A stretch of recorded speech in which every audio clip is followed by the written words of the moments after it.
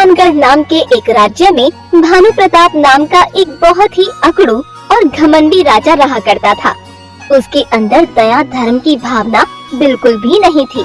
राज्य के सारे लोग उससे बहुत ही ज्यादा डरते थे। एक दिन राजा भानु प्रताप दरबार में बैठे हुए थे। तभी मंत्री आकर राजा भानु प्रताप से कहता है, महाराज की जय हो। महाराज, अगर आपकी आज्ञा हो तो हम आपसे बहुत ही जरूरी विषय में बात करना चाहते हैं। आज्ञा है मंत्री जी, कहिए क्या बात है। महाराज, महल की आर्थिक स्थिति ठीक नहीं है। हर रोज हमें महल में नई नई समस्याओं का सामना करना पड़ रहा है, जिसके कारण राजकोष का धन भी अब खत्म होने लगा है। कुछ कीजिए महाराज, वरना राजकोष का सारा धन खत्म हो जाएगा। आप ठीक कहते हैं मंत्री जी, हमें राजकोष के धन में फिर से बढ़ोतरी करनी होगी, वरना हमारे महल का खर्च कैसे चलेगा। तो महाराज, आप किस प्रकार राजकोष के धन में बढ़ोतरी करेंगे? और तभी राजा भानु प्रताप कुछ देर सोचते हैं और फिर मंत्री जी से कहते हैं, मंत्री जी, राजकोष के धन में बढ़ोतरी के लिए हमें राज्य के लोगों से और अधिक लगान वसूल करना होगा। मंत्री जी, अब राज्य में ऐलान करा दीजिए कि अब से सभी लोगों को लगान देना होगा और जो भी व्यक्ति लगान नहीं देगा उसे हम फांसी दे देंगे। जैसी आपकी आज्ञा महाराज, हम अभी सैनिकों को राज्य में ऐलान के लिए कह देते हैं। राजा भानु प्रताप के कहने पर कुछ सैनिक राज्य में ऐलान करने के लिए चले जाते हैं। सुनो सुनो सुनो, राज्य के सभी लोगों, ध्यान से सुनो। महाराज का हुक्म है कि अब से सभी लोगों को लगान देना होगा और जो भी व्यक्ति लगान नहीं देगा उसे फांसी दे दी जाएगी। सुनो सुनो सुनो। यह बात सारे राज्य में आग की तरह फैल जाती है और राज्य के सभी लोग आपस में बातें करने लगते हैं। अरे भाई, ये राजा कैसा रिया गया है। एक तो हमारी फसल ठीक से नहीं हो पाती है और ऊपर से अब इस राजा ने लगान वसूली भी शुरू कर दी। हाँ भाई, खेतों की सिंचाई करने के लिए इस राजा ने एक भी बंदोबस्त नहीं करवाया और अब तो हमें लगान भी देना होगा। पता नहीं अब हमारा क्या होगा। हाँ भाई, लेकिन अब हम कुछ नहीं कर सकते, हमें लगान तो देना ही होगा, वरना ये राजा हमें फांसी पर लटका देगा। राज्य के सभी लोग लगान वसूली से बहुत ज्यादा परेशान थे। उसी राज्य में मनोहर नाम का एक गरीब मोची रहा करता था। ये चप्पल जूते बनाकर अपने घर का गुजारा किया करता था।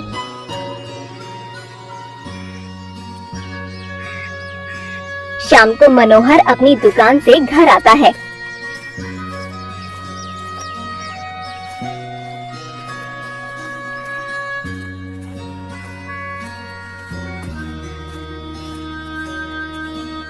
अरे, आप आ गए, लेकिन आपका चेहरा ऐसे उदास क्यों है? आखिर बात क्या है? अब तुम्हें क्या बताऊं भाग्यवान, आज मेरा एक भी जूता नहीं बिका। अब कोई भी व्यक्ति मुझसे जूते चप्पल नहीं बनवाता। अगर ऐसे ही चलता रहा तो किसी दिन हमारे खाने के भी लाले पड़ जाएंगे। हाँ जी, लगता है अब हमारे बुरे दिन आने वाले हैं। आज मैंने जो खबर सुनी, अगर मैंने आपको वह खबर सुनाई तो आप और भी ज्यादा उदास हो जाएंगे। कैसी खबर भाग्यवान, जरा मुझे भी तो बताओ। जी, महाराज ने अब से लगान वसूली करना शुरू कर दिया है। अब से हमें हर महीने महाराज को लगान देना होगा, वरना महाराज हमें फांसी दे देंगे। सरिता की ये बात सुनकर मनोहर एकदम चौंक जाता है। क्या ये तुम क्या कह रही हो भाग्यवान? क्या सच में हमें अब महाराज को लगान देना होगा? हाँ जी, आज दोपहर को महाराज के 2 सैनिकों ने सारे राज्य में ऐलान किया है कि सभी लोगों को अब से लगान देना पड़ेगा। हे भगवान, अब क्या होगा? भाग्यवान, हमें 2 वक्त का खाना भी ठीक से नसीब नहीं हो पाता है, तो फिर हम लगान कैसे देंगे? ए जी, आप चिंता मत कीजिए, ऊपर वाला सब ठीक करेगा। चलिए, अब आप खाना खा लीजिए। और फिर सरिता और मनोहर खाना खाकर सो जाते हैं।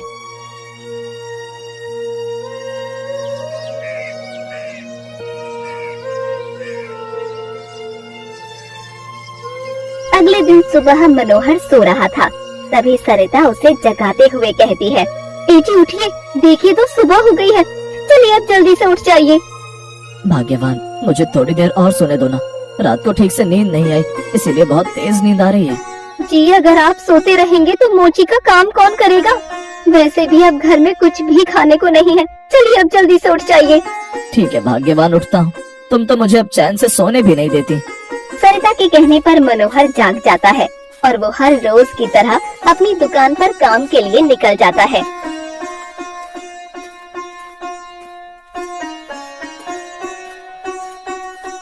अरे ओ भाई, मेरे जूते बहुत ही ज्यादा गंदे हो गए, क्या तुम इन जूतों की पॉलिश कर सकते हो?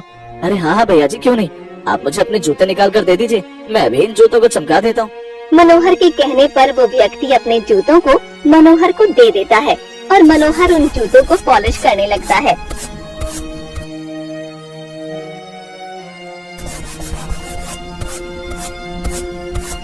ये लीजिए भैया जी, मैंने आपके जूतों को बहुत ही बढ़िया तरीके से पॉलिश कर दिया है। अब आप इन्हें पहन सकते हैं। अरे वाह, जूते तो तुमने बहुत ही अच्छे से पॉलिश किए। अच्छा ये बताओ, जूते पॉलिश करने के कितने रुपए हो गए? भैया जी सिर्फ 20 रुपए दे दीजिए। मनोहर की ये बात सुनकर वो व्यक्ति गुस्से भरी नजर से मनोहर से कहता है, क्या 20 रुपए? तुमने तो बड़ी लूटपाट मचा रखी है भाई, मैं तो केवल 10 रुपए दूंगा। अरे नहीं भैया जी, 10 रुपए में मेरा क्या होगा, आप मुझे मेरे 20 रुपए दे दीजिए। लगता है तो ऐसे नहीं मानेगा, अब मैं तुझे 10 रुपए तो क्या, एक फूटी कौड़ी भी नहीं दूंगा। इतना कहकर वो व्यक्ति वहाँ से जाने लगता है। तभी मनोहर उस व्यक्ति का पैर पकड़ लेता है, लेकिन वो व्यक्ति मनोहर को धक्का देकर वहाँ से भाग जाता है। हे भगवान, मैंने क्या पाप किए थे जो तू मुझे इतनी बड़ी सजा दे रहा है। कुछ दिनों से मैंने एक भी रुपया नहीं कमाया, लेकिन तू मेरी हर रोज परीक्षा ले रहा है। मनोहर ये कह ही रहा होता है कि तभी वहाँ पर एक साधु बाबा आ जाते हैं, जिन्होंने जूते चप्पल कुछ भी नहीं पहने थे और उनके पैरों से खून निकल रहा था। बेटा, मैंने 2 दिनों से कुछ भी नहीं खाया है। बेटा अगर तेरे पास कुछ खाने को है तो मुझे दे दे। अरे बाबा जी, आप कौन है? और आपके पैरों से तो बहुत खून आ रहा है। बेटा, मेरे पास पहनने के लिए जूते चप्पल नहीं है और रास्ते से चलते वक्त मेरे पैरों में कांटा चुभ गया था, जिसके कारण मेरे पैरों से खून निकल रहा है। अरे बाबा जी, आप चिंता मत कीजिए, मैं भी आपके लिए जूते बना देता हूँ। और फिर मनोहर उन साधु बाबा के पैरों का नाप लेकर उनके लिए बहुत ही अच्छे जूते बना देता है, जिन्हें पहनकर साधु बाबा बहुत ही ज्यादा खुश हो जाते हैं। बेटा, तुम्हारा बहुत बहुत शुक्रिया। अगर तुम्हारे पास कुछ खाने को है तो मुझे दे दो, मैं 2 दिनों से बहुत भूखा हूँ। बाबा जी, आप चिंता मत कीजिए, आप मेरे घर चलिए, मेरी पत्नी आपके लिए खाना बना देगी, जिससे आपकी भूख भी मिट जाएगी। और फिर मनोहर उन साधु बाबा को अपने घर ले जाता है। अरे आज तो आप बहुत ही जल्दी आ गए, लेकिन आपके साथ ये साधु बाबा कौन है? भाग्यवान, ये साधु बाबा बहुत ही दूर से चलकर आए और इनको बहुत तेज भूख लगी है, तुम इनके लिए जल्दी से खाना बना दो। अरे बाबा जी, आप दरवाजे पर क्यों खड़े हैं? आइए अंदर आइए। और फिर वो साधु बाबा उनके घर के अंदर आकर एक पलंग पर बैठकर विश्राम करने लगते हैं। तभी सरिता मनोहर से कहती है, जी घर में बनाने के लिए चावल के अलावा और कुछ भी नहीं है। अगर मैं सिर्फ चावल ही बनाऊंगी तो साधु बाबा को अच्छा नहीं लगेगा। सरिता की ये बात साधु बाबा सुन लेते हैं और उससे कहते हैं, बेटा तुम मेरे लिए चावल ही बना दो, मैं केवल चावल खाकर ही अपना पेट भर लूंगा। ठीक है बाबा जी, मैं अभी आपके लिए चावल बना देती हूँ। और फिर सरिता साधु बाबा को खाने के लिए चावल परोस देती है और वो साधु बाबा चावल खाने लगते हैं। बेटा, तुमने मुझे खाना खिलाकर मुझ पर बहुत ही बड़ा उपकार किया है और साथ में तुमने मुझे पहनने के लिए जूते भी दिए। बेटा, मैं तुम्हारा ये उपकार जिंदगी भर नहीं भूलूंगा। अरे बाबा जी, आप कैसी बातें कर रहे हैं? ये तो हमारा फर्ज था, आप हमारे घर आए, हमें बहुत अच्छा लगा। तो ठीक है बेटा, अब मैं यहाँ से चलता हूँ।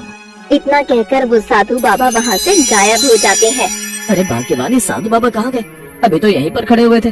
और तभी सरिता की नजर जमीन पर रखे जूते और चिट्ठी पर पड़ती है। ए जी देखिए, साधु बाबा ने तो जूते पहने थे, वो जमीन पर रखे हुए हैं और साथ में एक चिट्ठी भी रखी है। अरे भाग्यवान, ये तो वही जूते जो मैंने साधु बाबा के लिए बनाए थे, लेकिन ये चिट्ठी कैसी? आखिर क्या लिखा हुआ है इस चिट्ठी में? और फिर मनोहर उस चिट्ठी को उठाकर पढ़ने लगता है।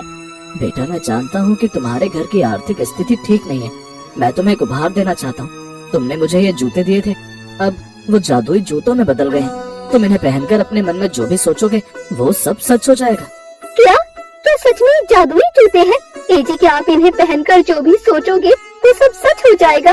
भाग्यवान, मुझे नहीं पता कि ये सब सच है या झूठ, लेकिन साधु बाबा ने कहा है तो हो सकता है कि ये बात सच हो। मैं इन्हें पहन कर देखता हूँ। और फिर मनोहर उन जादुई जूतों को पहनकर अपने मन में कुछ सोचने लगता है। हे जादुई जूते, मेरे सामने स्वादिष्ट स्वादिष्ट पकवान आ जाए। मनोहर के इतना कहते ही उसके सामने स्वादिष्ट स्वादिष्ट पकवान आ जाते हैं और वो ये सब देखकर एकदम चौंक जाता है। अरे भाग्यवान, ये तो चमत्कार हो गया। मैंने इन जूतों से स्वादिष्ट पकवान मांगे थे और हमारे सामने स्वादिष्ट पकवान आ गए। भाग्यवान, साधु बाबा की बात सच निकली। इन जूतों को पहनकर जो भी व्यक्ति अपने मन में जो भी सोचता है वो सब सच हो जाता है। हाँ जी, लगता है अब हमारे अच्छे दिन आने वाले हैं। ए जी, अब आप इन जूतों से हमारे लिए एक बड़ा सा घर बनाने के लिए कहिए। और फिर मनोहर उन जूतों को पहनकर जो भी अपने मन में सोचता वो सब सच हो जाता। धीरे धीरे मनोहर की गरीबी दूर होने लगी और वो उस राज्य का सबसे धनी व्यक्ति बन गया। और फिर एक दिन अरे भाई, ये मनोहर पहले एक मोची का काम करता था, तो फिर अब ये इतना अमीर कैसे हो गया? अरे भाई, मैंने तो सुना है कि एक साधु बाबा ने मनोहर को जादुई जूते दिए थे और उन जूतों से जो भी मांगता वो सब सच हो जाता। अच्छा, तो ये मान रहे हैं इसके अमीर होने का? धीरे धीरे ये बात सारे राज्य में फैल गई कि मनोहर के पास जादुई जूते हैं। और ये बात एक दिन राजा भानु प्रताप के कानों में पड़ी।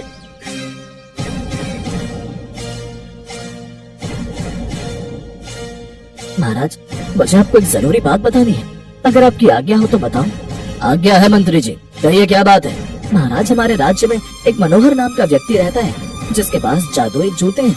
महाराज, मैंने तो सुना है कि जो भी व्यक्ति उन जूतों को पहनकर अपने मन में कुछ भी सोचता है वो सच हो जाता है। क्या क्या आप सच कह रहे हैं मंत्री जी? हाँ महाराज, ये बात एकदम सच है। पहले मनोहर के पास कुछ भी नहीं था और अब उसके पास जरूरत की हर चीजें हैं। मंत्री की ये बात सुनकर राजा भानु प्रताप गहरी सोच में पड़ जाते हैं। अगर उस मनोहर के पास वो जूते रहेंगे तो वो किसी दिन हमारा महल ही न हड़प ले। अरे नहीं नहीं, मुझे उससे वो जूते लेने होंगे वरना अनर्थ हो जाएगा।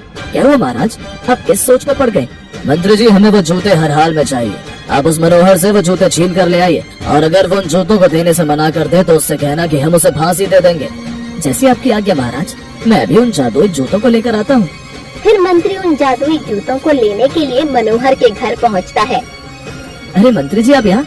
मुझे बुला लिया होता मैं आ जाता। अरे नहीं नहीं मनोहर, मैं यहाँ किसी खास काम से आया हूँ। कैसा काम मंत्री जी? मैं कुछ समझा नहीं। मनोहर, महाराज का हुक्म है कि तुम्हारे पास जो जादुई जूते हैं वो तुम महाराज को दे दो, और अगर तुमने वो जूते महाराज को नहीं दिए तो वो तुम्हें फांसी पर लटका देंगे। ये आप क्या कह रहे हैं मंत्री जी? मैं वो जादुई जूते महाराज को नहीं दे सकता।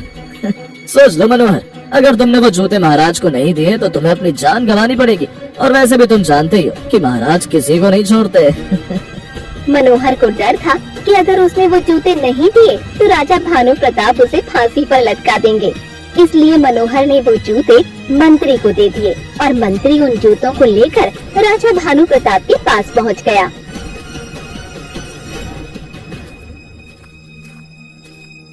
ये लीजिए महाराज, मैं जादुई जूते ले आया। अरे वाह मंत्री जी, हमें आपसे यही उम्मीद थी। अब हम इन जूतों को पहनकर कुछ सोच कर देखते हैं। और फिर राजा भानु प्रताप उन जादुई जूतों को पहनकर कुछ सोचने लगते हैं। ये जादुई जूते, हमारे हाथ में एक सोने की तलवार आ जाए। राजा भानु प्रताप कितना सोचते ही उनके हाथ में एक चमचमाती हुई सोने की तलवार आ जाती है, जिसे देखकर वो बहुत ही ज्यादा खुश हो जाते हैं। अरे मंत्री जी, ये जूते तो कमाल के हैं। अब हम इन जूतों से जो भी मांगेंगे वो सब सच हो जाएगा और हम सारे राज्य के सबसे ताकतवर राजा बनेंगे। अरे महाराज, आप तो पहले से शेर जैसे ताकतवर राजा हैं, तो फिर आपको और ताकतवर बनने की क्या जरूरत है? मंत्री के ये कहने पर राजा भानु प्रताप सोच में पड़ जाते हैं और कहते हैं, मंत्री जी एकदम सही कह रहे हैं, लेकिन अगर हमारे पास सच में एक शेर होता तो हम उसे एक बच्चे की तरह पालते। राजा भानु प्रताप के इतना कहते ही उनके सामने एक खूंखार शेर आ जाता है, जिसे देखकर वो दोनों ही बहुत ज्यादा डर जाते हैं। अरे महाराज, ये शेर कहाँ से आ गया? अरे मंत्री जी, हमने गलती से हमारे मन में शेर के बारे में सोच लिया, जिसके कारण ये खूंखार शेर हमारे पास आ गया। मंत्री जी, अब हम क्या करें?